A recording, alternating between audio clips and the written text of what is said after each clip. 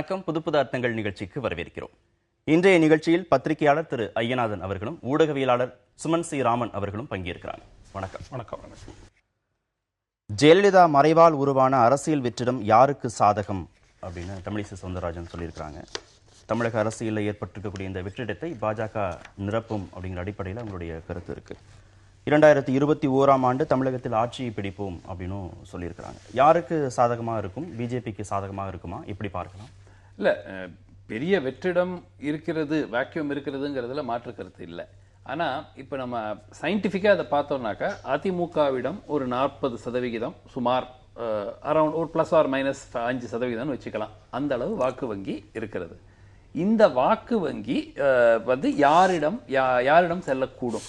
3 possibilities. ஒன்று அதிமுக அதனுடைய ஒரு பகுதியை தக்க வைத்துக் கொள்ளும். அடுத்த கட்ட தலைமையினுடைய அடிப்படையில் எந்த சதவிகிதத்தை அவர்கள் தக்க வைத்துக் கொள்வார்கள் ஒன்று.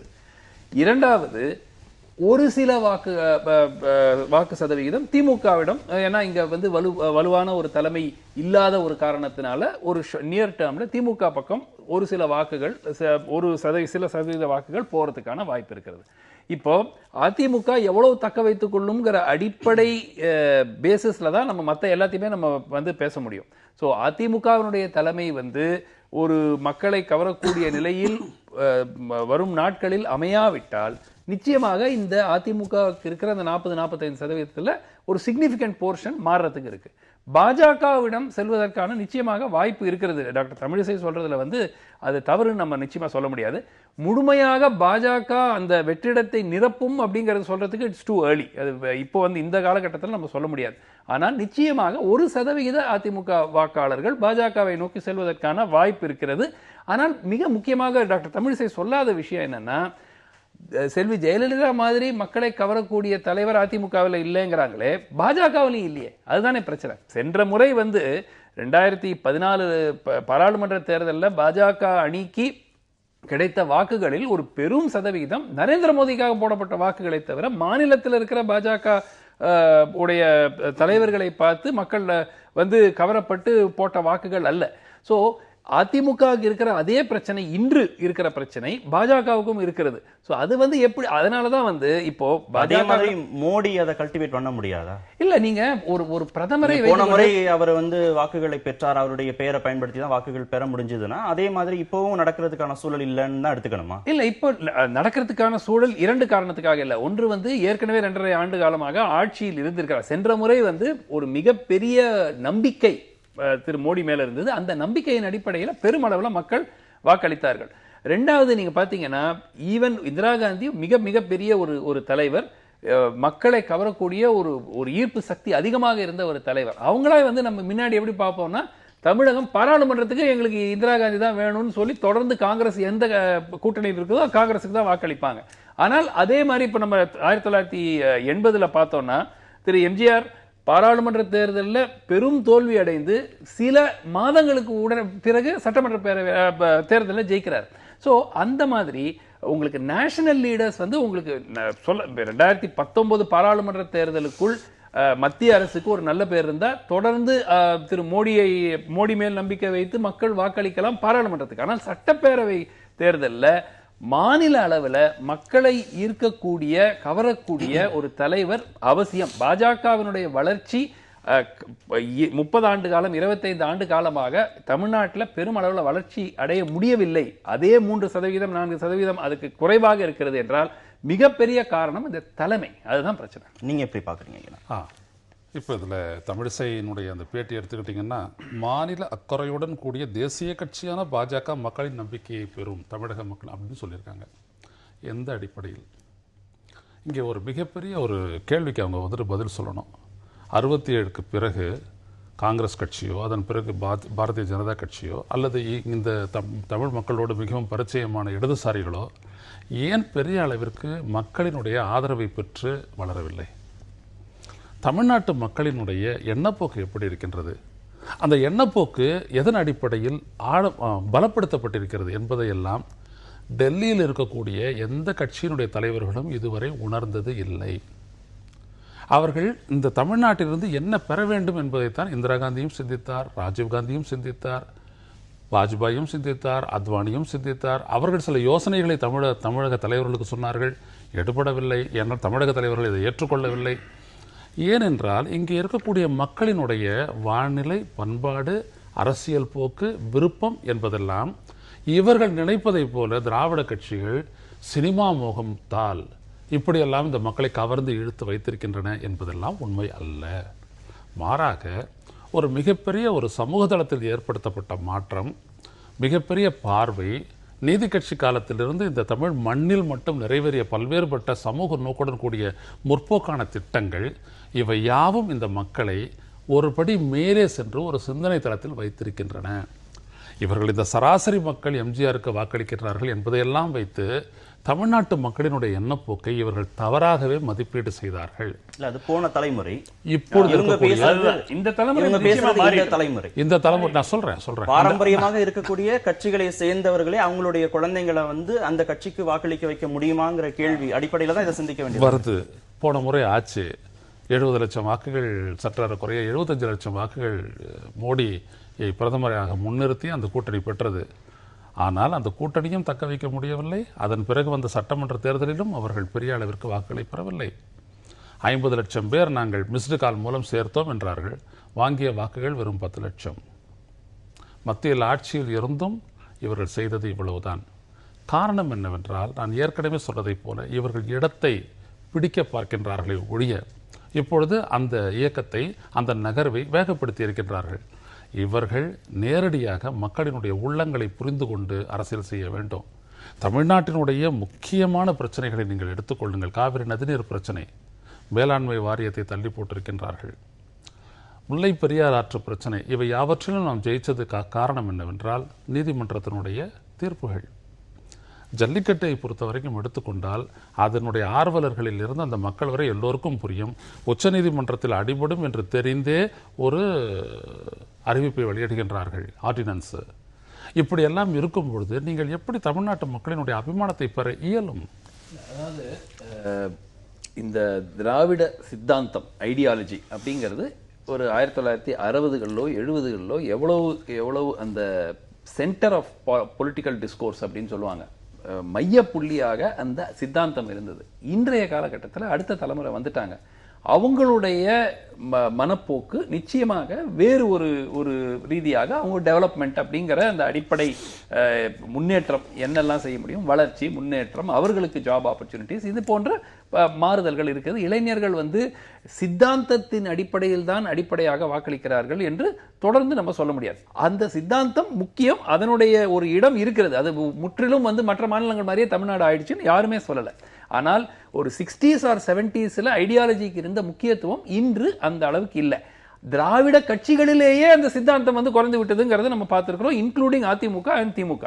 ஆனால் அடிப்படையாக மக்கள் தமிழ்நாட்டில் வாக்களிக்கிறது தொடர்ந்து ஒரு நபருக்காக வாக்களிக்கிறாங்க. நம்ம தொடர்ந்து பார்த்துட்டு இருக்கோம். இன்னைக்கு நாளைக்கு திமுகவுக்கு வாக்குகள் கிடைக்க போறதுன்னா கலைஞருக்கு, அதற்கு பிறகு திரு ஸ்டாலினுக்காக வாக்குகள் கிடைக்க போறதே தவிர திராவிட சித்தாந்தத்துக்காக பெரும் அளவுல வாக்குகள் கிடைக்கும் இன்றைய காலகட்டத்தில் 60s 70s முழுமையா ஏத்துக்கலாம். அந்த தனிப்பட்ட நபரும் மாநில உரிமைகளையும் மாநில பிரச்சனைகளையும் முன்னிலைப்படுத்துறதுனால தானே அவங்களாலையும் வாங்க முடியுது. இல்ல, அதாவது இப்ப அது மாதிரி ஒரு நிலைப்பாடு இல்லாத போது தேசிய கட்சியான பிஜேபி இதுல எல்லா பிரச்சனைகளையுமே வேற ஒரு நிலைப்பாட்டை எடுக்கிற போது எப்படி அந்த ஓட்டுகளை கல்டிவேட் பண்ண முடியுங்கிறதா இல்ல. எல்லா தேசிய கட்சிகள், அதான் அதுக்கு தேசிய கட்சிகளினுடைய அட்வான்டேஜ் என்ன, மத்தியில ஏதேனும் ஒரு காலகட்டத்தில் ஆளுங்கட்சியா இருக்கிறாங்க. ஆளுங்கட்சியாக மத்தியிலே இருக்கும்போது அந்த வளர்ச்சி திட்டங்களை தமிழ்நாட்டுக்கு பெருமளவுக்கு கொண்டு வருவதற்கான வாய்ப்பு இருக்கிறது. அது செஞ்சிருக்கிறாங்களான்னு கேட்காதீங்க, செய்யக்கூடிய வாய்ப்பு இருக்கிறது. இரண்டாவது, திரு ஐயநாதன் சொன்னது போல பல்வேறு பிரச்சனைகளில் தமிழ்நாட்டுக்கு நீதி கிடைத்திருக்கு நீதிமன்றம் மூலமாகத்தானே தவிர மத்திய அரசு தமிழ்நாட்டுக்கு ஆதரவா இருக்கணும்னே சொல்ல. ஒரு நடுநிலை நிலைமை எடுத்தாலே நமக்கு எவ்வளவு நீதி கிடைச்சிருக்கும். அந்த அளவு கூட அது முந்தைய ஆட்சியா இருந்தாலும் சரி, இந்த ஆட்சியா இருந்தாலும் சரி, பெரிய அளவில் யாருமே முன் வரல. ஆனால் இந்த ஆக்சுவலா டாக்டர் தமிழிசை சொல்றது, இந்த வெற்றிடத்தை யார் நிரப்பக்கூடும் அப்படின்னு பார்க்கும்போது ஒரு சிக்கல் இருக்கிறது. இப்ப அதிமுகவுக்கு கிடைக்கிற வாக்குகளுடைய ஒரு சப்ஸ்டான்சியல் சதவிகிதம் அதிமுகவுக்காக விருப்பப்பட்டு போடுற வாக்குகள் மட்டுமல்ல, திமுகவுக்கு எதிரான வாக்குகள். சோ இந்த வாக்குகள் முழுமையாக எங்க போகும்? அதிமுகவுடனே இருக்குமா, இல்ல பாஜக போன்ற மற்ற கட்சிகளுக்கு சரி திமுகவை தோற்கடிப்பதற்கு எந்த கட்சிக்கு அதிகமான வாய்ப்பு இருக்கிறது அப்படிங்கிற அடிப்படையில் அவர்கள் பார்த்து செயல்படலாமா அப்படின்னா நீங்க ஏற்கனவே எப்படி சொன்னீங்க, பாதி சதவீத வாக்குகள் இல்ல ஒரு குறிப்பிட்ட சதவீத வாக்குகள் திமுகவுக்கு போகும். அதாவது குறிப்பிட்ட ஒரு அதிமுகவுக்கு வாங்குற வாக்குகள்ல சில ஒரு வேரியஸ் கான்ஸ்டிட்யூன்ஸ் இருக்கு. ஒன்று வந்து செல்வி ஜெயலலிதாவினுடைய மக்களுடைய ஈர்ப்பு சக்தி, அந்த சக்தி வந்து செல்வி ஜெயலலிதா அளித்த வாக்குகள். ஓகே, ஏடிஎம்கே இன்சிடென்டல், செல்வி ஜெயலலிதா அந்த கட்சியினுடைய தலைவி அப்படிங்கிற அடிப்படையில் அளித்த வாக்குகள். இரண்டாவது வந்து திமுகவுக்கு எதிராக அளிக்கப்படும் ஒரு வாக்கு வங்கி. இந்த திமுகவுக்கு எதிராக அளிக்கப்படும் வாக்கு தொடர்ந்து வந்து திமுகவுக்கு எதிராக தான் இருக்கும் அப்படிங்கறத என்னுடைய கருத்து. ஆனால் அது யாருக்கு செல்லும்? ஒரு போர்ஷன் ஆஃப் ஏடிஎம்கே ஓட்ஸ் நிச்சயமாக சரிங்க, இந்த கட்சியில வந்து வலுவான தலைமை இன்றைய காலகட்டத்தில் நமக்கு தெரியல, ஆனால் இங்கு ஸ்டாலின் இருக்கிறார், ஸ்டாலின் தலைவராக முன்னிறுத்தப்படுகிறார், முதலமைச்சர் ஆக கூடிய வாய்ப்பு இருக்கிறது அப்படிங்கிற ஒரு தேர்தல் சிச்சுவேஷன்ல எண்ணம் வரும்பொழுது நிச்சயமாக 1% திமுக. அதனால தான் நான் சொல்றேன், இப்போ 40%னா 40% 30% வந்து திமுகவுக்கு நேரா போகாது.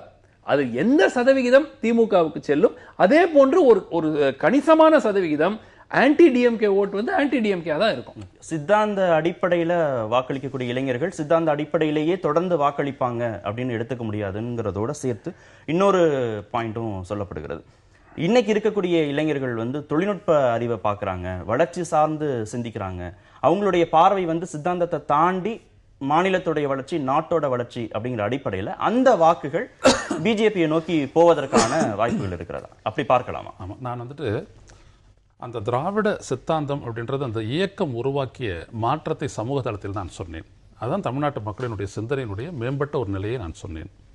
ஆனால் அதன் பிறகு நீங்கள் பார்த்தீர்களானால் நான் ஒரு முக்கியமான ஒரு காரணியை வைத்தேன். இந்த மாநில மக்களினுடைய வாழ்வாதாரம் தொடர்பான, பண்பாடு தொடர்பான, மனப்போக்கு தொடர்பான சிந்தனைகள், மொழி, இப்பொழுது ஜல்லிக்கட்டு போன்றவை, காவிரி முல்லைப்பெரியாறு போன்ற பிரச்சனைகள், இவற்றிலெல்லாம் இந்த மத்திய ஆட்சியாளர்கள் எதையும் செய்யவில்லை தமிழ்நாட்டுக்கு என்று சொன்னேன்.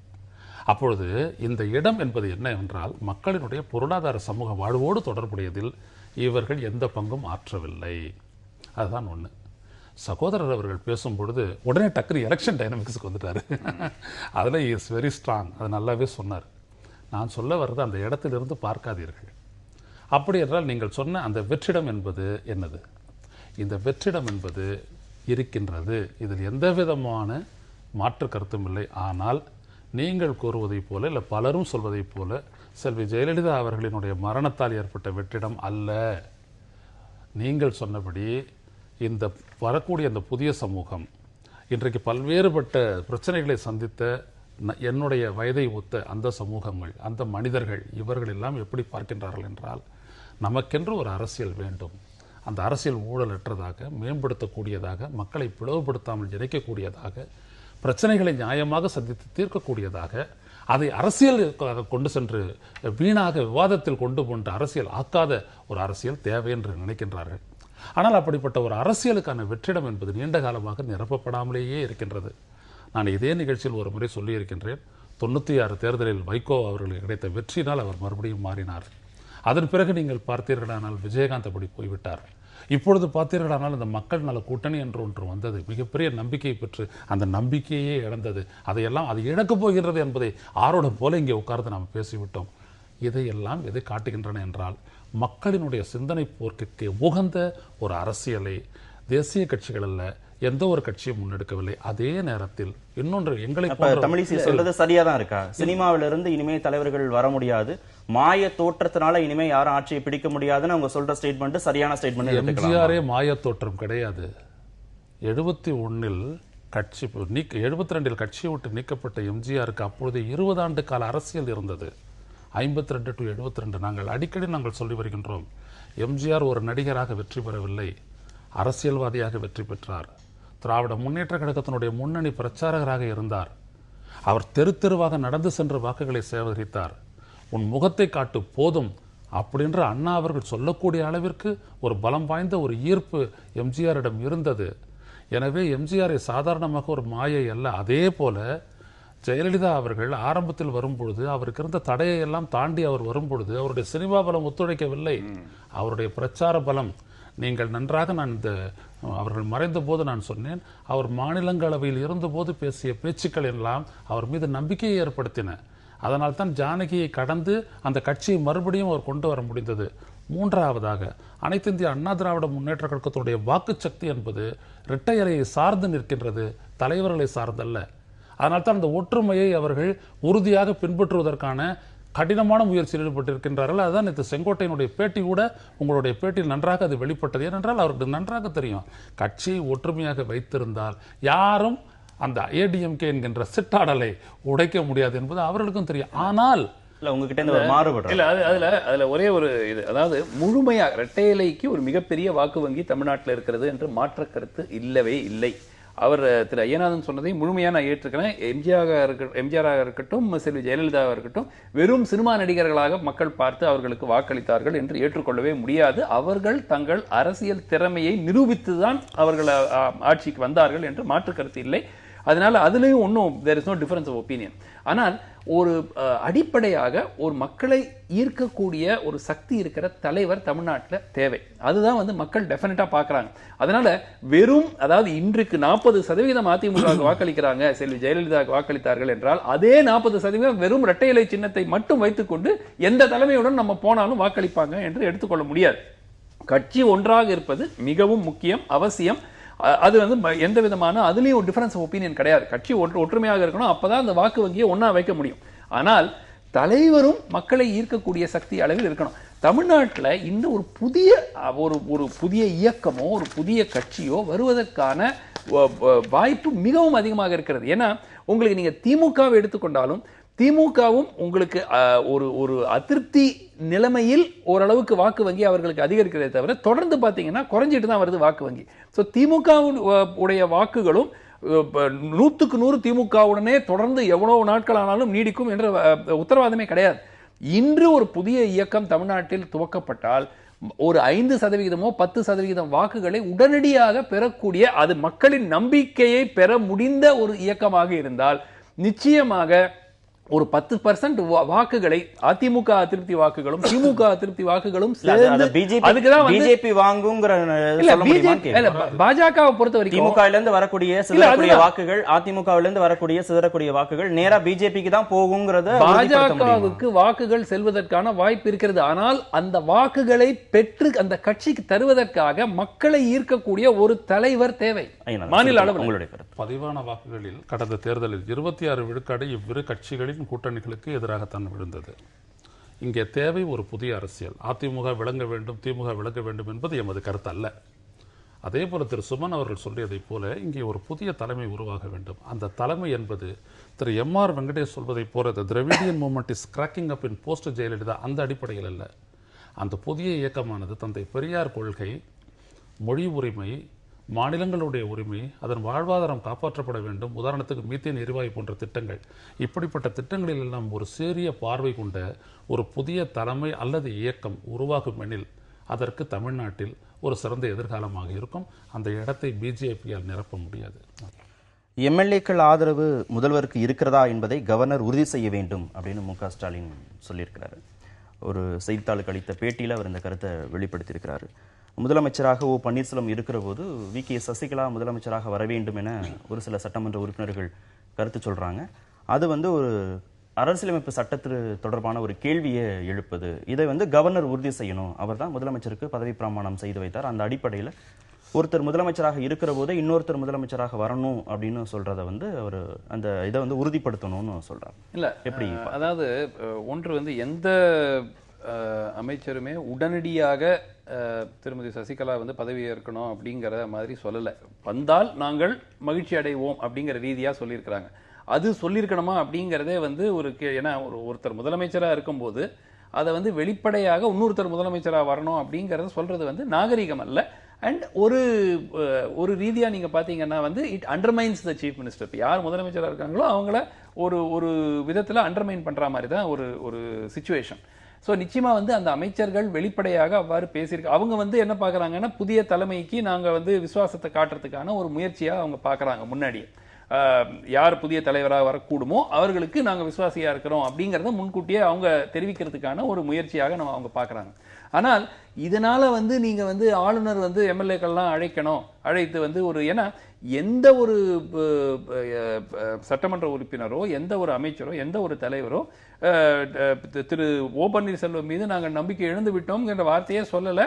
அந்த மாதிரி ரீதியாக யாருமே பேசலை. அவங்க என்ன சொல்லியிருக்காங்க, இவங்க முதலமைச்சரானால் நாங்கள் மகிழ்ச்சி அடைவோம் அப்படிங்கிற அடிப்படையில் தான் பேசியிருக்காங்களே தவிர, அதனால நீங்க சட்டமன்றத்தை கூட்டம் நடத்தி உங்களுக்கு மெஜாரிட்டி ப்ரூவ் பண்ணுங்கிறதுக்கான அவசியம் இன்றைய காலகட்டத்தில் இல்லை. நீங்க எப்படி பார்க்குறீங்க? அதாவது அவர் ஒரு முக்கியமான கிட்டத்தட்ட ஒரு சட்ட ரீதியான ஒரு கேள்வியை திரு ஸ்டாலின் அவர்கள் எழுப்புகிறார்கள். எந்த விதமான பொறுப்பையும் இன்றைய நிலையில் திருமதி வி.கே. சசிகலா அவர்கள் வைத்திருக்கவில்லை.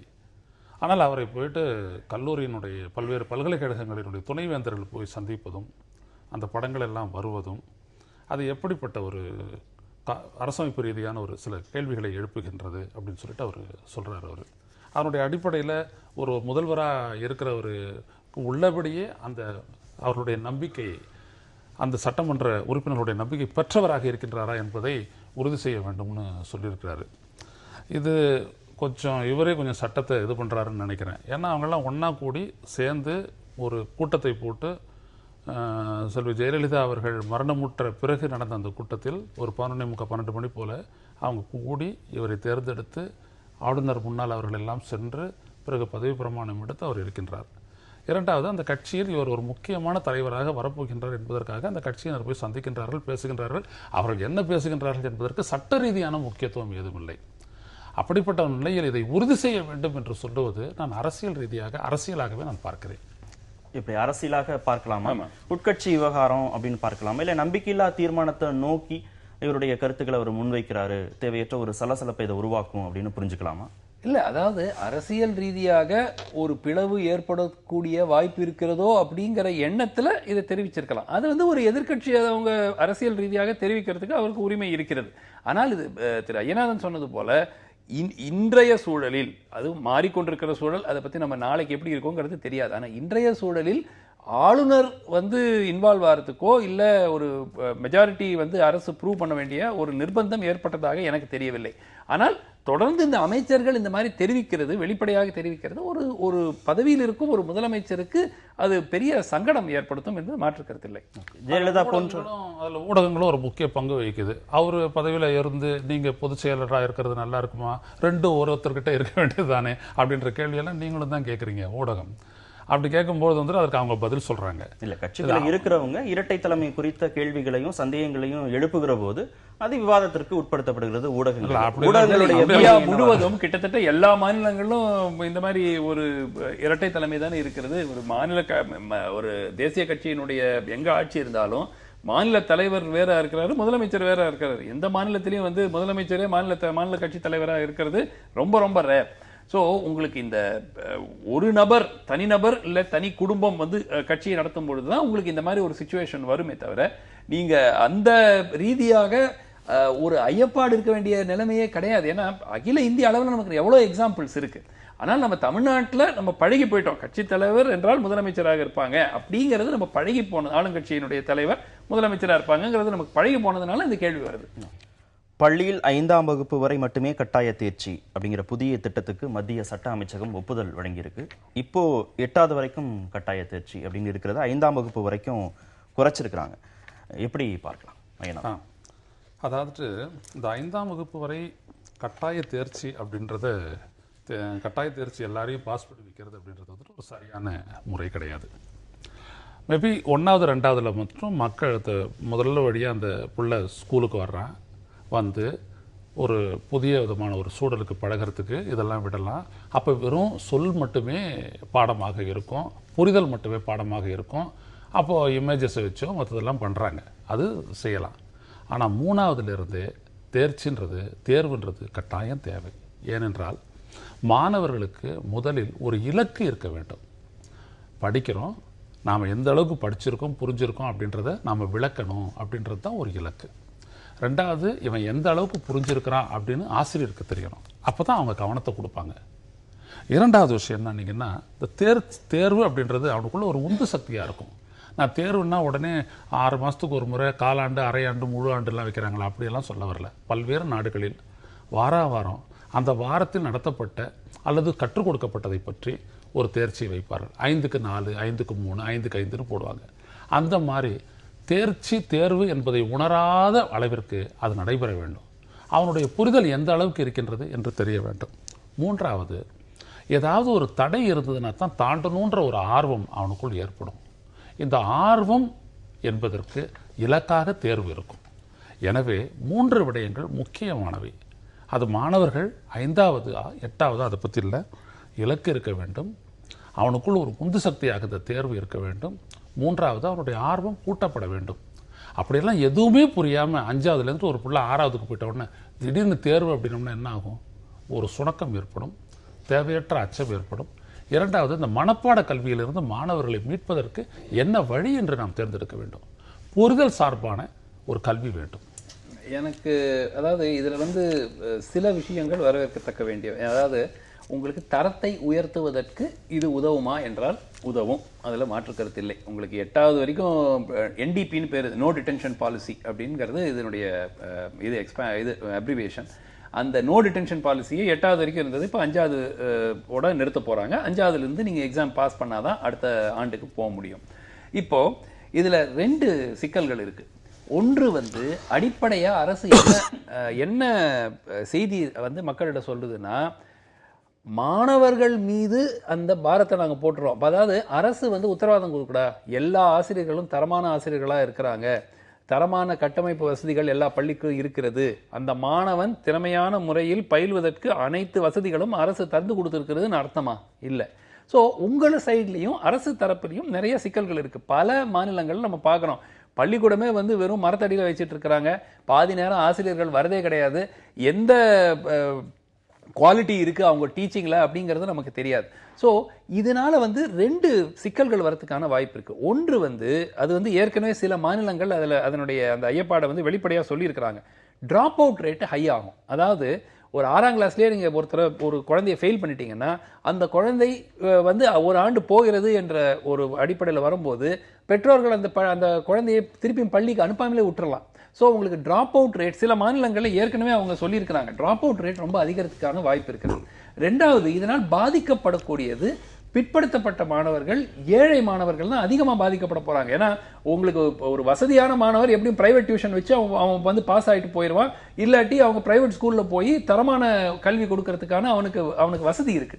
ஸோ நீங்க 5ஆம் கிளாஸ்ல இருந்தே நீங்க பாஸ் ஆகணும்னா ஒன்று ட்ராப் அவுட் ரேட் அதிகரிக்கும், 2வது யார் பாதிக்கப்பட போறாங்கன்னா ஏழை மாணவர்கள், பிற்படுத்த சமுதாயத்தை சேர்ந்த மாணவர்கள் பல மாநிலங்கள்.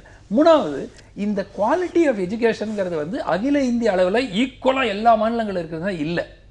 சில மாநிலங்கள், இப்போ தமிழ்நாடு போன்ற மாநிலங்கள் நிச்சயமாக நீங்கள் 5ஆம் கிளாஸ்லேருந்து எக்ஸாம் வச்சு நீங்கள் பாஸ் பண்ணாதான் அடுத்த இயருக்கு போகலாங்கிறது வந்து நீங்கள் சொல்லலாம்.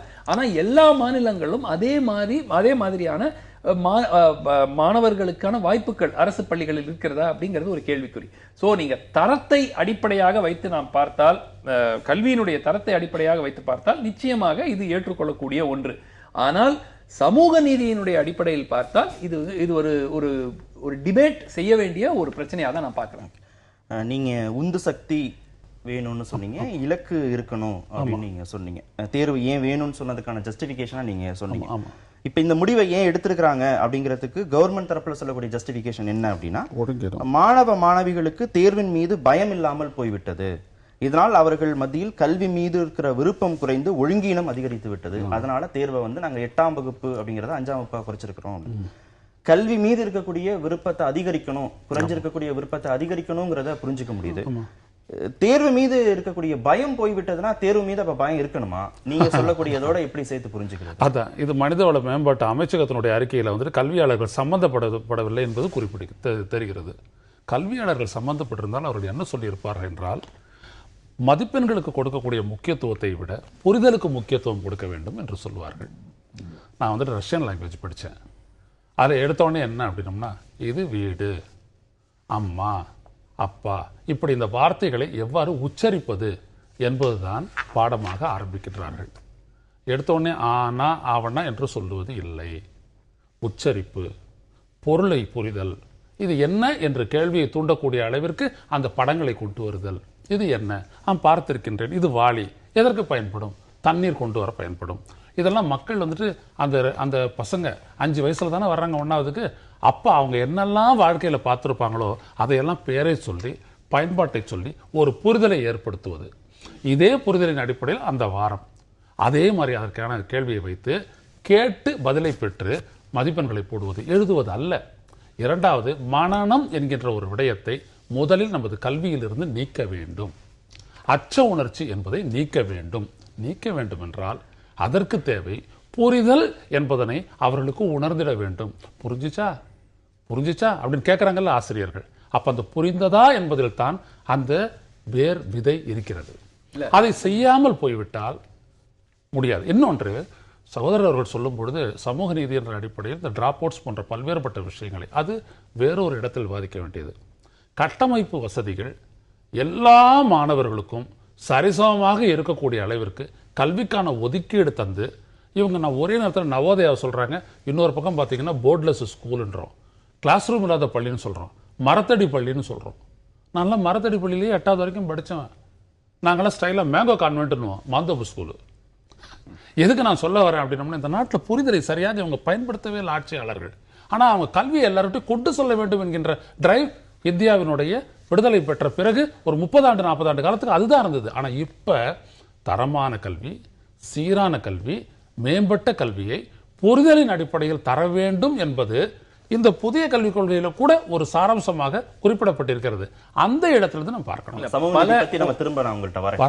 இல்ல, பல கல்வி அமைப்புகள் சர்வே பண்ணியிருக்கிறாங்க. அதுல என்ன தெரிய வந்திருக்குன்னா, 5ஆம் கிளாஸ்ல படிக்கிற மாணவர்கள் 2ஆம் கிளாஸ் டெக்ஸ்ட படிக்க முடியல. எவ்வளவு சதவிகிதம்னா 50%. சோ இத இந்த 50% எல்லாமே மாணவர்களுடைய தவறா? ஆசிரியர்களுக்கு எந்த விதமான ஒரு பொறுப்பும் கிடையாதா? அந்த பள்ளி நிர்வாகத்துக்கு பொறுப்பு கிடையாதா? அரசுக்கு பொறுப்பு கிடையாதா? எல்லாமே மாணவர்களுடைய தப்பு. 50% ஐயநாதன் சொன்னதை நீங்க இங்கேயும் பொருத்தி பார்க்கலாம். அவர் சொன்ன உந்து சக்தி, தரம், இலக்குங்கிறத ஆசிரியர்களுக்கும் நீங்க அப்ப இந்த நான் என்ன சொல்றேன்னா, இந்த மாற்றத்தை நீங்கள் இந்த தரமான கல்வியை கொடுப்பதற்கு அனைத்து நடவடிக்கைகளும் அரசு எடுத்த பிறகு, தரமான ஆசிரியர்கள் தரமான கல்வியை கொடுக்கிறார்கள் என்று உறுதி செய்த பிறகு, கட்டமைப்பு வசதிகள் ஏற்படுத்திய பிறகு நீங்க இந்த திட்டத்தை கொண்டு 5ஆம் கிளாஸ் வரைக்கும் கொண்டு வந்து அதுக்கப்புறம் தேர்வு இருக்குன்னு வைக்கிறதுனா ஓரளவுக்கு ஒரு நான் இப்ப அவர்கிட்ட கோடிட்டு காமிச்ச விளக்கம் என்னன்னா, நீங்க தேர்வு மீது பயம் இருக்கும், கல்வி மீது ஆர்வம் வரும் அப்படிங்கிற அடிப்படையில தான் அவங்க சொல்றாங்க. ஒழுக்கம் அதிகரிக்கும் சொல்றாங்க. இந்த தேர்வை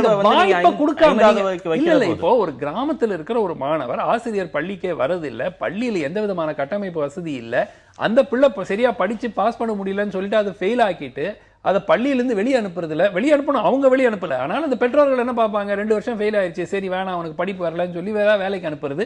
இது இன்னொரு மிக முக்கியமான விஷயம் பார்க்கணும். இப்போ அடிப்படை கல்வி, அதாவது 8ஆம் கிளாஸ் பாஸ்ங்கிறது பல வேலைகளுக்கே ஒரு அடிப்படை ரிக்குவயர்மெண்ட். 8ஆம் கிளாஸ் பாஸ் எதுக்கு கேட்கறாங்க? இப்போ நீங்க டிரைவிங் லைசன்ஸ் வாங்கணும்னா 8ஆம் கிளாஸ் பாஸ் இருக்கணும். உங்களுக்கு ஹரியானா, ராஜஸ்தான் போன்ற மாநிலத்தில் பஞ்சாயத்து தேர்தலில் நீங்க நிக்கிறதுக்கே உங்களுக்கு 8ஆம் கிளாஸ் பாஸ் வேணும்.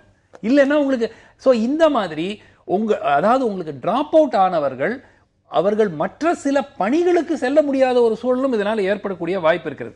நீங்க வெறும் தரத்தை அடிப்படையாக ஒரு சிட்டியில இருக்கிற ஒரு சிச்சுவேஷனை வச்சுக்கிட்டு தரத்தை மட்டும் அடிப்படையாக வைத்து நாம் பார்த்தால் இது முழுமையாக ஏற்றுக்கொள்ளக்கூடியது. ஆனால் இந்தியா போன்ற ஒரு நாட்டில் பிளஸ் அப்கோர்ஸ் இந்த மென்டல் ட்ராமா, அதாவது நம்ம மாணவர்களுக்கு மனரீதியாக நம்ம ஏற்படுத்தக்கூடிய ஒரு பிரச்சனை, அது பெரிய பிரச்சனையாக இருக்கக்கூடாது அப்படிங்கிறத நான் ஏற்றுக்கிறேன். ஆனால் தரமான கல்வியை கொடுப்பதற்கு அனைத்து நடவடிக்கைகளும் செய்யப்பட்டு அது உறுதி செய்யப்பட்ட பிறகு நீங்க 3ஆம் கிளாஸ்ல இருந்தே நீங்க எக்ஸாம் வைங்களே. இப்ப நீங்க சமூக நீதி தொடர்பா விளக்கம் சொன்னா சரியா இருக்கும்.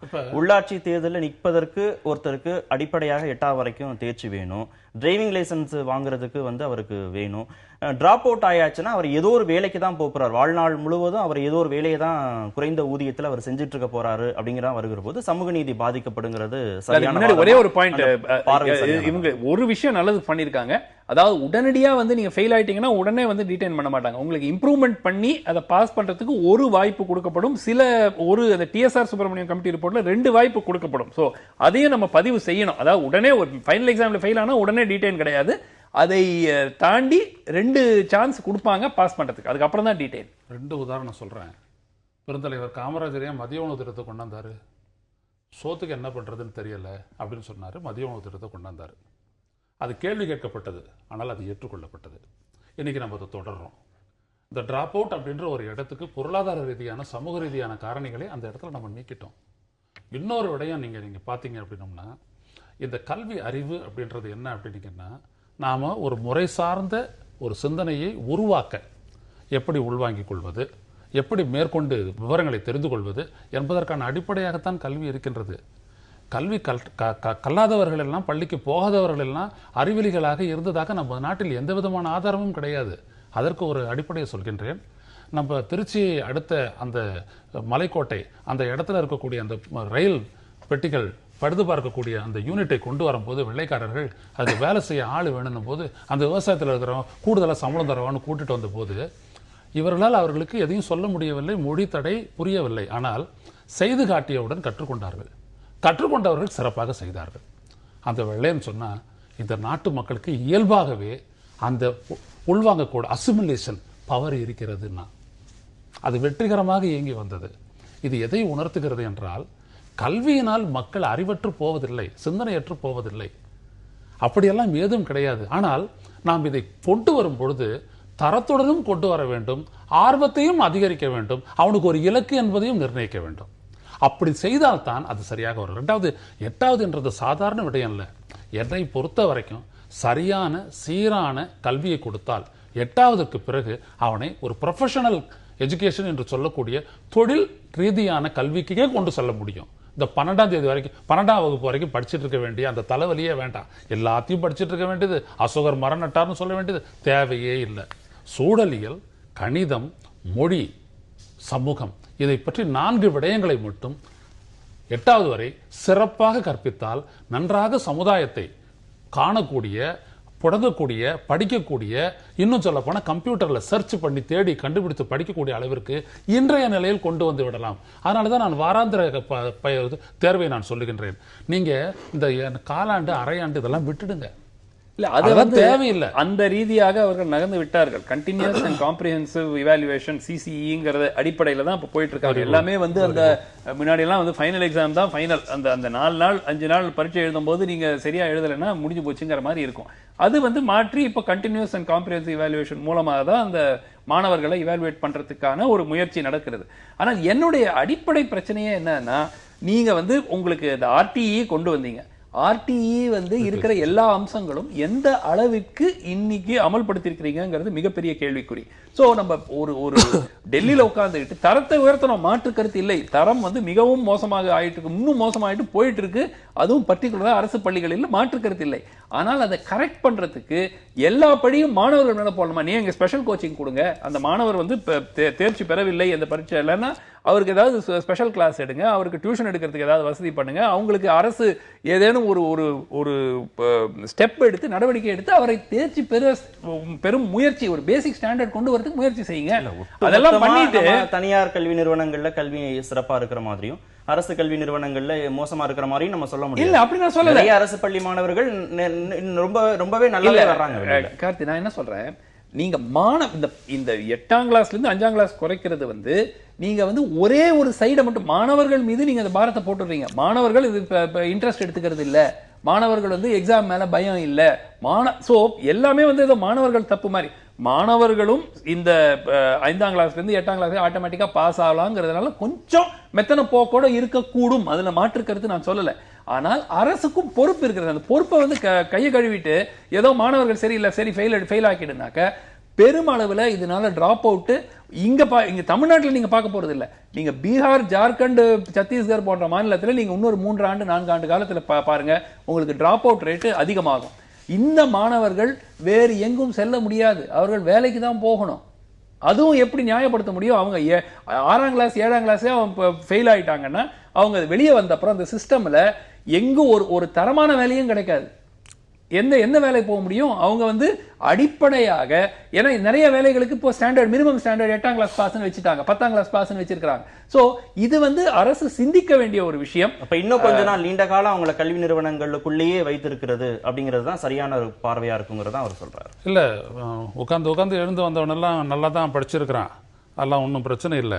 ஆனால் அவர் சொல்லக்கூடிய ஒரு விடயம் என்னன்னீங்கன்னா, 2 முறை நீங்கள் ஃபெயில் ஆகிட்டீங்க அப்படின்னம்னா அதுக்கப்புறம் அவன் வந்து மனம் தளர்ந்துடுவான். அந்த உளவியல் காரணத்தை நம்ம கணக்கில் எடுத்துக்கணும்.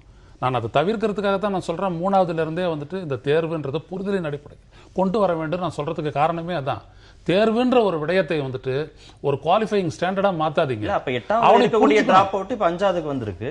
அப்ப நீங்க சொல்றபடி பார்த்தா திருப்பி 3வது வராது யாரையுமே ஃபெயில் ஆக்க வேண்டும். நீங்க இந்த மாதிரி வச்சீங்க அப்படின்னம்னாலே நான் பார்த்தேனே நேரடியா அது எவ்வளவு ஒரு கடினமான ஒரு புதிய மொழியை நான் கற்றுக்கொள்ள வரும்போது நீங்க பார்த்து பாருங்க. ஒரே ஒரு விஷயத்த சொல்றேன், நீங்க இன்னும் நல்லா புரிஞ்சுக்குவீங்கன்னு நினைக்கிறேன். ஒரே ஆண்டில் ஒரு தொழில்நுட்ப கல்வியை பயிலக்கூடிய அளவிற்கு ரஷ்ய மொழியை உங்களுக்கு கற்றுத்தந்து விடுகிறார்கள். சோவியத் யூனியனுக்கு போன உடனே, ரஷ்யாவுக்கு போன உடனே எப்படி சாத்தியம் அது? அப்ப அந்த கற்பித்தல் முறை தான் அதுல இருந்து வந்துடுறான். அதுக்கப்புறம் தான் 6 வருஷ டிப்ளமோ இன் இன்ஜினியரிங். சொல்றதுல என்ன புரிஞ்சுக்க வேண்டியதா இருக்குன்னா, டிராப் அவுட் இல்லாத தேர்வு முறை வேணும்ங்கறதா உங்களுடைய கருத்தா? டிராப் அவுட்டே ஆகாதுன்ற நானு. இப்ப நீங்க சர்வ சிக்ஷா அபியான் நீங்க போயிட்டு இருக்கக்கூடிய ஒரு ஸ்கூல்ல நீங்க போய் பாருங்க. ஒரு நிமிஷம் சகோதரன், அதுல நீங்க போய் பாத்தீங்க அப்படின்னா என்ன ஃபெசிலிட்டி இருக்கு? ஒருத்தனை ஈர்க்கணும்ல ஒரு பள்ளின்றது. ஒரு பள்ளியில மைதானம் இருக்காது. மலைப்பகுதியில எல்லாம் நீங்க போங்க, கொடைக்கானல்லாம் நீங்க போங்க, இப்படியே போயிட்டு பண்ணீங்கன்னா மேல ஸ்கூல் எங்க விளையாட. அதேதான் எங்க சொல்ற பாயிண்ட் தான். இல்ல அதாவது கட்டமைப்பு வசதிகளை இம்ப்ரூவ் பண்ணுங்க, ஆசிரியர்களின் தரத்தை இம்ப்ரூவ் பண்ணுங்க. அதெல்லாம் பண்ணிட்டு நீங்க 5ஆம் கிளாஸ் இல்ல 3ஆம் கிளாஸே நீங்க அதுக்கப்புறம் பரீட்சை இருக்குன்னு வெய்யுங்க, டீடைன் பண்ணுங்க. ஆனால் அதுவரை ஒரு அட்லீஸ்ட் ஒரு பப்ளிக் டிபேட் இருக்க வேண்டும். வெறும் ஸ்டேட் எஜுகேஷன் டிபார்ட்மெண்ட் கேட்டாங்க அப்படிங்கிற அடிப்படையில, இல்ல தனியார் பள்ளிகள் கேட்டாங்க அப்படிங்கிற அடிப்படையில நீங்கள் இந்த மாதிரி செய்வது ஒரு சிந்திக்க வேண்டிய ஒரு விஷயம். சுருக்கமா டிஎஸ்ஆர் சுப்பிரமணியம் அல்ல, கல்வி என்பதை கல்வியாளர்கள் தீர்மானிக்கட்டும். திருப்பி அந்த குழு போடுவோம்னு சொல்லியிருக்காங்களே மத்திய அரசு சார்பாக, அது கல்வியாளர்களை கொண்டதா இருக்கணும். அடுத்ததா பேசலாம் நம்ம அடுத்தடுத்த அமர்வுகளில் விரிவா. நேரம் ரொம்ப குறைவா இருக்கலாம். நிகழ்ச்சி நிறைவு செய்யறோம். நிகழ்ச்சியில் மிக்க நன்றி. மிக்க நன்றி. மீண்டும் சந்திப்போம். நன்றி, வணக்கம்.